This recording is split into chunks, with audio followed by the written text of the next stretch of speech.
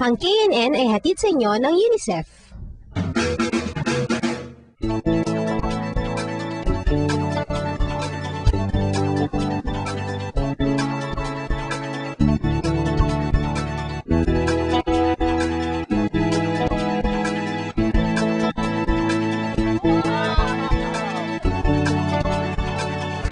Saya naman ng work ng mga KNN reporters natin at ang dami pa nilang natutunan. At dahil na pag-aralan ng nila ang adolescent sexuality, ilang kiming ginawa ng mga KNN reporters sa ulat na ito. Ang una nating ulat ay tungkol sa isang kaganapan sa University of the Philippines. Isa itong tradisyon ng isa sa mga fraternities sa UP.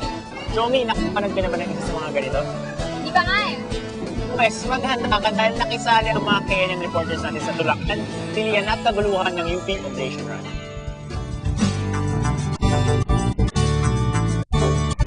Ang Oblation Run ay isa sa mga pinaka-aabangang annual event sa University of the Philippines.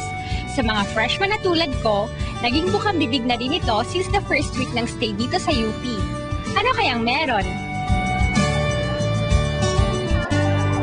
We hold this annual event. It is part of our anniversary celebration. We make this run as a commemoration of Alpha Phi Omega's international anniversary. At the same time, to bring out campus issues and relevant issues which is in the Philippines or all over the world.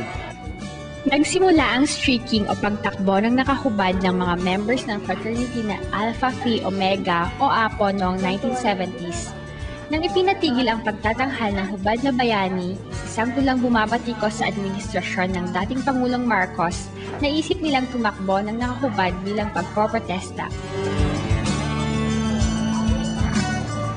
Kahit ilang dekada na ang nakalipas, ang selebrasyong ito ay dinudumog pa rin ng mga taong mula sa loob at labas ng UP. Siyempre, iba-iba ang dahilan kung bakit sila nanonood. You know, it has been a constant talk since I was in high school and now I'm a freshman here in UP. I want to see it for myself. Kasi di ba tradisyon na to, tapos kahit first year pa lang ako, freshie, may mga tradisyon na dapat na nating ipagpatuloy na panoorin. Like ganito, nagkakatipon-tipon tayo sa mga layunin ng APO na napapahayag nila ang kanilang gustong sabihin.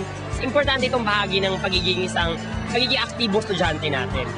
Kaya ito na po mga kaibigan, isang kakaibang pagtatanghal na sinusubaybayan ng marami. Ilang minuto lang naganap ang Oblation Run, pero nagkagulo at nagdulakan ng lahat para makiusyoso. Sana na may mas napansin ang pinakadahilan ng okasyong ito. We have used it as a vehicle to highlight issues of national concern and also issues that affect the university. If you will recall, the past years we highlighted the higher budgetary allocation for universities, public schools, not state universities. In the year 2000, it was the impeachment of ERA. Other years was about the AIDS awareness. This year, I think it's about to step up efforts to curb illegal logging.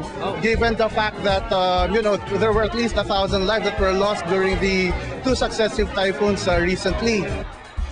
Ano naman kaya ang pakiramdam ng mga tumatakbong APO members? When it was my first time, I was so excited, at the same time anxious.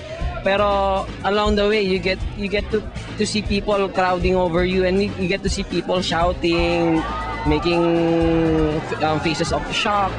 And Enjoy siya. Enjoyable naman siya. Siyahan lang. Ginagawa namin to as part of service talaga namin. Na handa kaming mag-sacrifice ng sarili namin para sa bayan. So, do you plan to do it again? Oo naman. Iba't ibang paraan ang maaaring gawin para magpahayag ng opinyon tungkol sa isang issue. Isa sa mga kakaibang paraan ang ginagawang Oblation Run ng mga UP students. Ngunit nakakamit nga ba ng mga kasali dito ang kanilang layunin? Oo, nakakatawag ito ng pansin, pero binigyang pansin rin nga kaya ang mga mensaheng nais nilang ipahayag?